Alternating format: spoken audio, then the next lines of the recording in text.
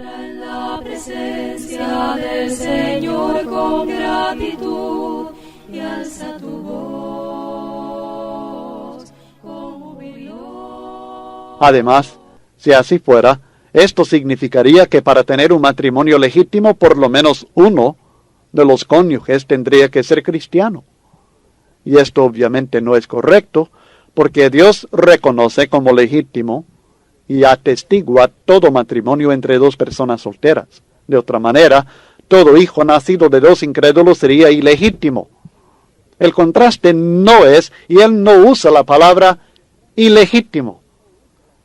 El contraste no es entre legítimo e ilegítimo, sino entre inmundo y santo, tanto en el caso del marido o mujer incrédula, como también en el caso de los hijos nacidos de esta unión. Hay que recordar que los corintios pensaban que tal vez debieran separarse de sus cónyuges incrédulos para poder agradar a Dios. Este texto responde a aquella duda con un resonante no.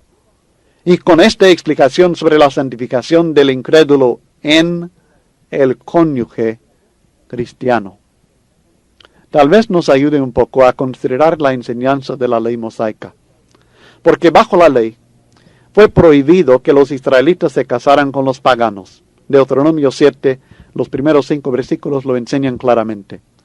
En el tiempo de Nehemías, cientos de años después de Moisés, Nehemías y Esdras, cuando reconocieron que habían pecado al tomar mujeres paganas, el sacerdote Esdras instó al pueblo a despedir a sus esposas extranjeras.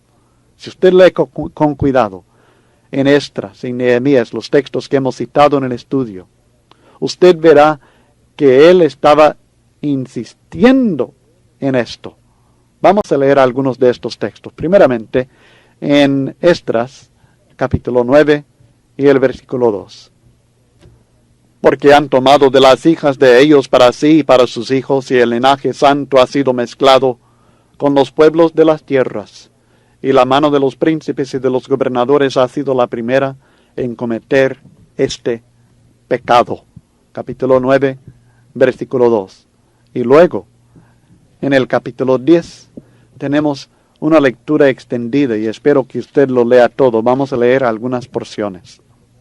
Mientras oraba Esdras y hacía confesión llorando y postrándose delante de la casa de Dios, se juntó a él una muy grande multitud de Israel, hombres, mujeres y niños, y lloraba el pueblo amargamente. Entonces respondió Secanías, hijo de Jehiel, de los hijos de Elam, y dijo a Esdras: nosotros hemos pecado contra nuestro Dios, pues tomamos mujeres extranjeras de los pueblos de la tierra, mas a pesar de esto, aún hay esperanza para Israel. Ahora pues hagamos pacto con nuestro Dios, que despediremos a todas las mujeres y los nacidos de ellas, según el consejo de mi Señor y de los que temen el mandamiento de nuestro Dios, y hágase conforme a la ley. Ahora la pregunta es, ¿era esto lo que los nuevos cristianos en Corinto tenían que hacer también si sus cónyuges eran incrédulos? La respuesta, no, de ninguna manera, porque Dios lo ha santificado en el cónyuge cristiano. En este sentido únicamente, Dios ya no lo consideraba como el resto del mundo incrédulo. En su cónyuge cristiano, este incrédulo no era inmundo, sino santo, apartado para su esposa o esposo, según el caso. De otra manera, el cónyuge cristiano tendría que abandonar esta unión matrimonial para no contaminarse moral y espiritualmente. Pero la realidad revelada en este texto es que el cristiano no se contamina por tener cónyuge incrédulo. Puede y debe continuar como cónyuge fiel de esta persona. El matrimonio entre el cristiano y la pagana, o la cristiana y el pagano, está tan santificado como lo es el matrimonio entre dos cristianos. Ahora, hay algo muy importante. Esto no significa que no debe preocuparse uno por la condición espiritual de su cónyuge incrédulo. Al contrario, debe aprovechar esta oportunidad al máximo para lograr que se convierta para ser salvo, como estudiaremos en el versículo 16. La santificación de los hijos en este hogar significa lo mismo que la santificación del cónyuge. Ahora, esta enseñanza era de Pablo. Yo digo, no el Señor. Como hemos aclarado, no fue una enseñanza que Cristo dio durante su ministerio aquí en la tierra, sino instrucciones adicionales que el Espíritu Santo declara por medio de Pablo, así como Cristo había prometido que el Espíritu iba a guiarles a toda la verdad, además de recordarles de lo que Él les había enseñado. No se trata de una sencilla opinión personal humana de Pablo. Pablo en 1 Corintios 14:37 afirma que lo que él escribe a los corintios son mandamientos del Señor. En 1 Corintios 2, que ya estudiamos en los versículos 10 al 16, nos ha declarado que el Espíritu Santo le dio las palabras que tenía que usar en sus enseñanzas. En este mismo contexto, en el capítulo 7, versículo 17, aclara que lo que les enseña a ellos es lo que ordena en todas las iglesias. Y enseguida, en el versículo 25, cuando da instrucciones a las vírgenes, nuevamente, el Señor no había dado estas instrucciones específicas, pero Pablo da su parecer, dice, como quien ha alcanzado misericordia del Señor para ser fiel. Y luego en el versículo 40, cuando está por terminar las instrucciones sobre este tema del matrimonio, declara que les da su juicio sobre estas cosas porque pienso, dice, que también yo tengo el Espíritu de Dios. Claramente está escribiendo no por su propia cuenta, sino como apóstol de Cristo, inspirado por el Espíritu Santo para revelar su mente divina y dar enseñanzas fieles sobre el tema del matrimonio. Este capítulo no contiene las opiniones comunes de un cristiano fiel, sino las instrucciones que el Espíritu Santo comunicó por medio del apóstol Pablo, complementando lo que nuestro Señor Jesucristo ya había enseñado anteriormente, enseñándoles y guiándoles a toda la verdad. Todo lo que Cristo enseñó sobre el matrimonio era verdad, pero no enseñó toda la verdad sobre este tema durante su vida terrenal. Recuerden, este punto es importante. Aunque todo lo que Cristo enseñó sobre el tema del matrimonio era verdad, Él no enseñó toda la verdad sobre este tema, sino que esta obra de guiar a toda la verdad a los apóstoles se dejó al Espíritu Santo. Y esto es lo que tenemos en 1 Corintios capítulo 7.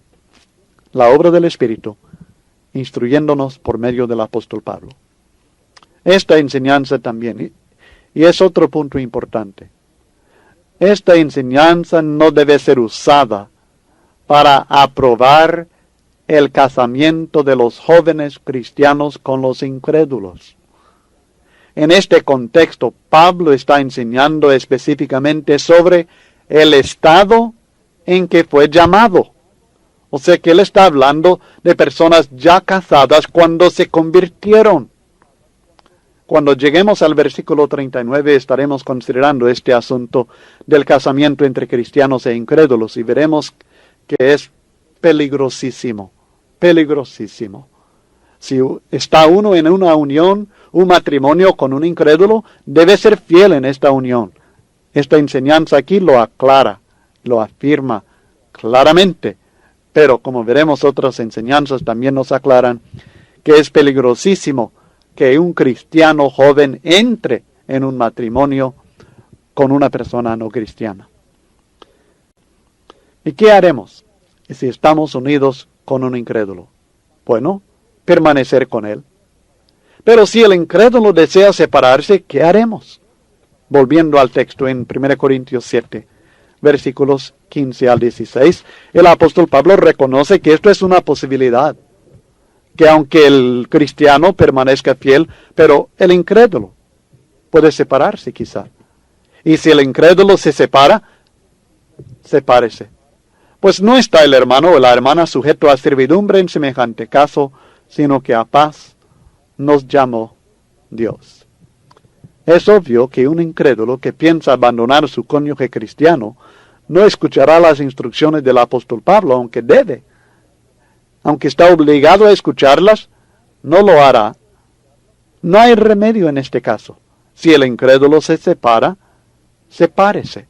Y esta es la misma palabra que estudiamos en el capítulo 7, versículo 10 y 11, y que notamos que se usa en Mateo 19, 6. Es el divorcio. Por supuesto, el cristiano no debe ser culpable de hacer que su cónyuge incrédulo se aparte debido al comportamiento intolerable del cristiano. Debe ser el mejor ejemplo posible, como estudiamos en el capítulo 3 del apóstol Pedro. En caso que el incrédulo se separe, ¿qué sucede? No está el hermano o la hermana sujeto a servidumbre. ¿Qué significa esto? ¿Está Pablo revelando otra causa legítima para casarse de nuevo? ¿Está sencillamente diciendo que no está obligado a tratar de preservar el matrimonio? ¿Cuál es la enseñanza? Note la comparación. Si los cónyuges ambos son cristianos, las instrucciones son: no se separen. Y en caso que se separen, quédese sin casar, solo, o reconcíliese.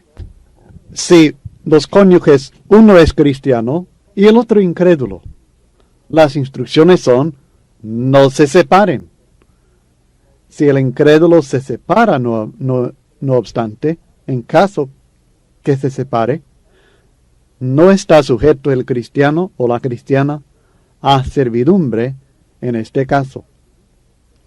Es probable que el incrédulo que se separa del cónyuge lo haga por otra mujer u hombre según el caso. Pero esto no se menciona específicamente. Además, Cristo ya había aclarado que uno puede volver a casarse en este caso según Mateo 19:9, es decir, cuando ha habido infidelidad. También hay que notar que el texto no dice, aunque por muchos años pensaba así, la realidad es que el texto no dice específicamente por cuál motivo el incrédulo se separa. Puede ser por la religión del cristiano, que él no está contento en vivir con un cristiano, con una cristiana, o que la mujer incrédula no está satisfecha con vivir con un cristiano. Pero el texto no dice esto específicamente. No nos dice por cuál motivo el incrédulo se va. Algunos hermanos fieles creen que Pablo sencillamente está diciendo que el cristiano no está obligado a tratar de persuadir al incrédulo para que no se vaya, porque esto provocaría más conflicto, y a paz nos llamó Dios. Esto significa que no está obligado a buscar el reconcilio, pero según esta explicación, no hay libertad para casarse de nuevo. Se cree que permitir que uno se case de nuevo sería una contradicción del mandamiento de Cristo en Mateo 19 y el versículo 9, que presenta solamente una causa legítima para divorciar a su cónyuge y casarse con otro. Pero pregunto, ¿qué diferencia hay entre las instrucciones a dos cristianos y las instrucciones cuando solamente uno de los cónyuges es cristiano? Las instrucciones no son iguales. ¿Qué hay? Que el cristiano abandonado por el cónyuge incrédulo no tiene que hacer, pero el cristiano abandonado por el cónyuge cristiano sí tiene que hacerlo. ¿Es solamente no buscar el reconcilio? ¿Incluye el derecho de casarse de nuevo?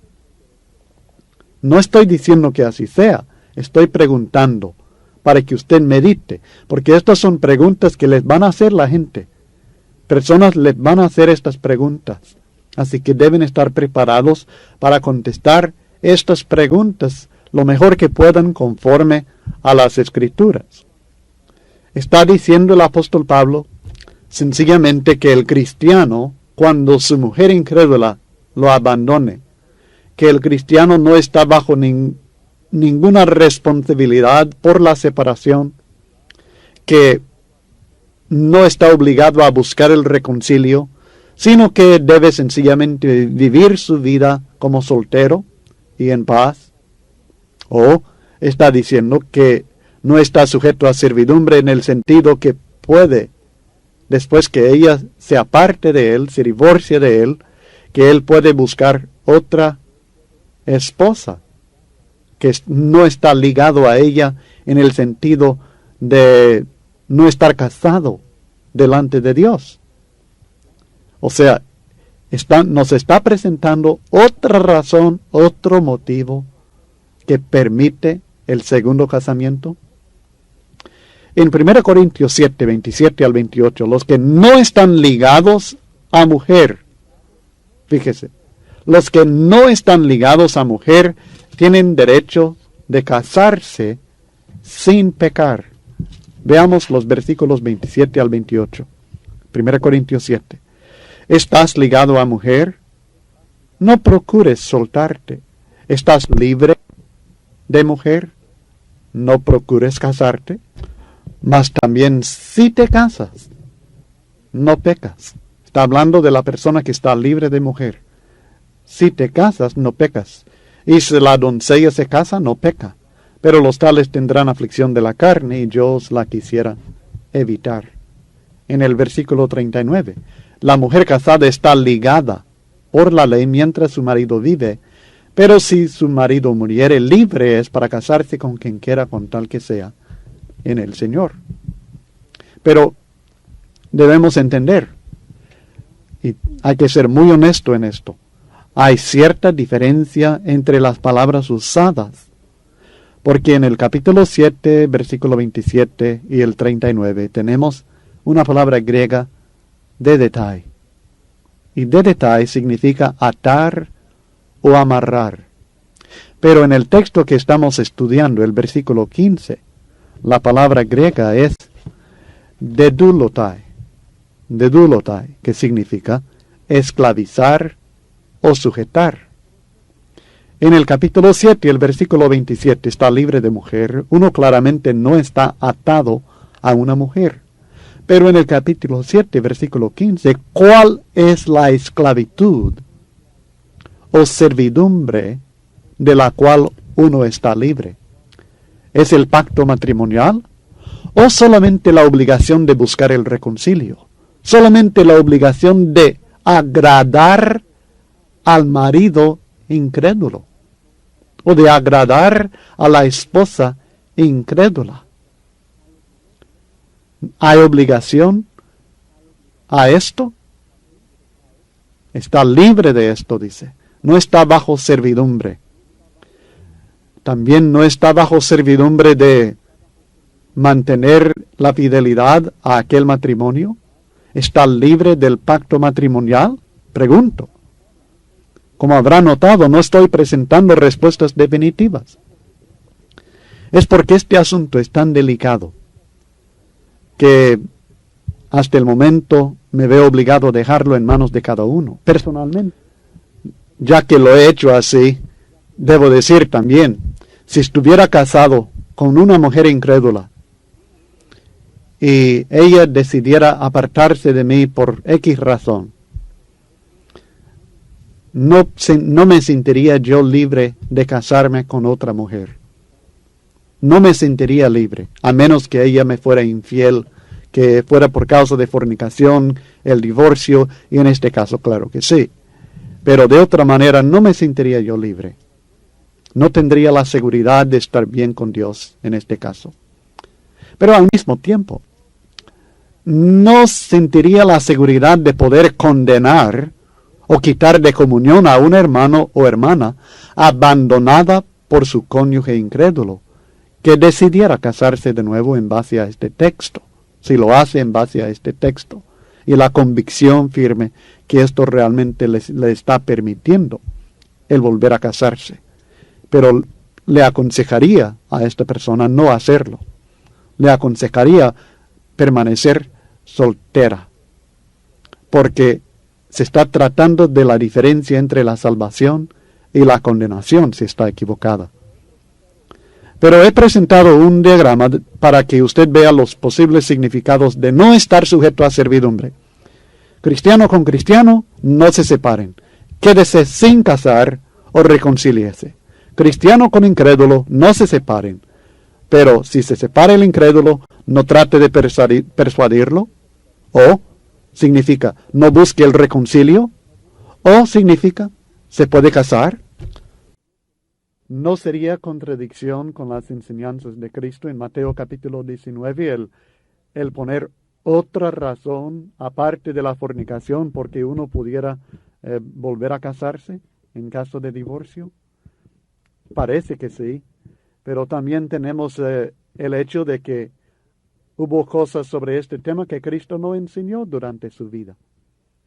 El Espíritu Santo quedó con la responsabilidad de guiar a los apóstoles a toda la verdad sobre este asunto. Y el apóstol Pablo aquí claramente dice que está enseñando algo que el Señor no enseñó. No es lo que el Señor dice, sino Él, por inspiración del Espíritu Santo, por supuesto.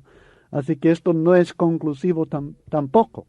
Pero el camino seguro es casarse y permanecer casado toda la vida, hasta que uno de ustedes muera. Este es el camino que Dios ha trazado.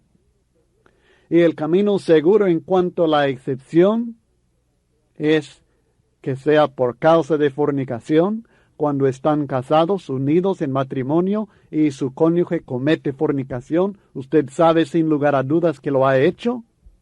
Y en este caso se le permite divorciarla y casarse con otra. ¿Será este otro caso? Es asunto muy difícil de saberlo. Muy difícil para mí el estar seguro que aquí está dando este permiso. Quisiera dar una respuesta más definitiva, pero no puedo. Al menos en este momento no puedo. Quizá en el futuro pueda hacerlo, tenga mayor conocimiento. Algún otro hermano tal vez puede explicarlo de manera que todos lo entendamos, pero hasta el momento no lo puedo hacer. Luego tenemos una pregunta en el versículo 16. Porque ¿qué sabes tú, oh mujer, si quizá harás salvo a tu marido? ¿O qué sabes tú, oh marido, si quizá harás salva a tu mujer? Y nuevamente tenemos una pregunta. ¿Corresponde esta razón a la exhortación de los versículos 12 y 13, no lo abandone? ¿O al permiso del versículo 15? Sepárese, pues no está el hermano o la hermana sujeto a servidumbre en semejante caso, sino que a paz nos llamó Dios. A pesar de estar más próximo al permiso del versículo 15, me parece más razonable que corresponde a la exhortación de no abandonar al cónyuge incrédulo. Algunos traductores tienen otro concepto y traducen este versículo de otra manera, con otro énfasis, de esta manera. ¿Cómo sabes tú, mujer, si salvarás a tu esposo? ¿O cómo sabes tú, marido, si salvarás a tu esposa? Esta es la Biblia de las Américas, que por lo general es muy buena traducción. O sea que ellos lo entienden, que está diciendo que no está sujeto a servidumbre, no está obligado a permanecer en aquel matrimonio, ni a buscar e insistir en el reconcilio con el incrédulo, porque ¿cómo van a saber si en verdad van a convertir a su cónyuge? ¿Cómo vas a saber? ¿Cómo sabes si salvarás a tu esposa? También la versión Dios llega al hombre traduce este versículo de una manera muy parecida. Sea cual sea el énfasis, esto no cambia, este versículo no cambia la exhortación de los versículos 12 y 13, ni el permiso del versículo 15. Así que no cambia el sentido del texto. Pero tomando la explicación que me parece más razonable, Y de acuerdo al énfasis del contexto en el capítulo 7, entiendo que el Espíritu Santo está dando ánimo a cristianos que están casados con incrédulos. No quiere que los abandonen, sino que hagan todo lo posible por lograr la salvación de esta persona mediante su ejemplo y enseñanza en el hogar y en todo aspecto de su vida, que hace este texto paralelo con lo que estudiamos en el capítulo 3 de 1 Pedro. Aunque es difícil tratar asuntos religiosos con su propia familia, el cónyuge cristiano tiene una oportunidad única de demostrar una devoción sincera y pura al Señor, y al mismo tiempo dar a conocer a su cónyuge incrédulo el poder de Dios que obra en nosotros.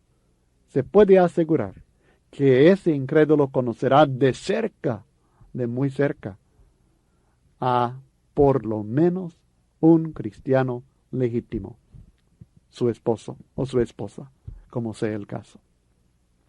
Bueno, ahí tiene la explicación o falta de explicación, como sea el caso, de unos versículos que para mí a través de los años han sido bastante difíciles y que han causado un poco de controversia también dentro del pueblo de Dios, especialmente en cuanto a si se está dando o no permiso a casarse de nuevo a aquellos hermanos o hermanas abandonados por su cónyuge incrédulo. Ahora, en los versículos 17 al 40, el tema general es: quédese en el estado en que fue llamado. Primeramente, en los versículos 17 al 24 tenemos el principio general. Pero cada uno, como el Señor le repartió y como Dios llamó a cada uno, así haga. Esto ordeno en todas las iglesias. Y luego explica de qué está hablando. Fue llamado a algunos siendo circunciso, quédese circunciso. Fue llamado a alguno siendo incircunciso, no se circuncide. La circuncisión nada es, y la incircuncisión nada es, sino el guardar los mandamientos de Dios. Cada uno, en el estado en que fue llamado, en él se quede. ¿Fuiste llamado siendo esclavo? No te dé cuidado, pero también si puedes hacerte libre, procúralo más. Porque el que en el Señor fue llamado siendo esclavo, liberto es del Señor. Asimismo, el que fue llamado siendo libre, esclavo es de Cristo. Por precio fuisteis comprados, no os hagáis esclavos de los hombres. Cada uno, hermanos, en el estado en que fue llamado, así permanezca para con Dios. Esto es el principio general. La orden inspirada del apóstol Pablo para todas las iglesias del Señor. Cada uno como el Señor le repartió y como Dios llamó a cada uno, así haga. Y lo repite 2 veces en este mismo párrafo. Pero debemos entender, y este punto no sé por qué se ha malentendido, pero aquí no está hablando de pecados, está hablando de estados. Y define los estados de los cuales está hablando, al menos la clase de estado de lo cual está hablando. No es aplicable a los pecados que uno practicaba cuando fue llamado por la palabra del Señor a la salvación en Cristo. Ya estudiamos en el capítulo 6, versículos 9 al 11, que los corintios son reprendidos por el apóstol Pablo y advertidos que si ellos vuelven a participar o siguen participando en los pecados que cometían antes de ser lavados en la sangre de Cristo y santificados por el Espíritu de Dios, que ellos también serán condenados, no podrán heredar la vida eterna, el reino de Dios. E incluye el estado matrimonial porque habla de adúlteros. Pablo aclara en este mismo contexto, en el versículo 19, que el guardar los mandamientos de Dios es esencial en toda situación. Si al ser llamado por Dios, uno se encuentra en un estado que incluye la desobediencia a los mandamientos de Dios, ¿qué tendrá que hacer? tendrá que cambiar de estados. Como es el caso de aquel que practica la homosexualidad, es llamado por Dios siendo homosexual. ¿Podrá continuar como homosexual, practicando la homosexualidad? Claro que no. Esto sería para su condenación. Y si uno es llamado en la práctica del adulterio, ¿puede continuar en esta unión adúltera en la cual se encuentra? Claro que no, porque esto sería propagar el pecado. Hay que tomar en cuenta el contexto del capítulo 7 en relación al matrimonio. En todo este capítulo, Pablo trata de convencer a los hermanos en Corinto que no deben sentirse obligados a cambiar su estado matrimonial, casado o soltero. No trata de adúlteros, trata de casados legítimamente o solteros.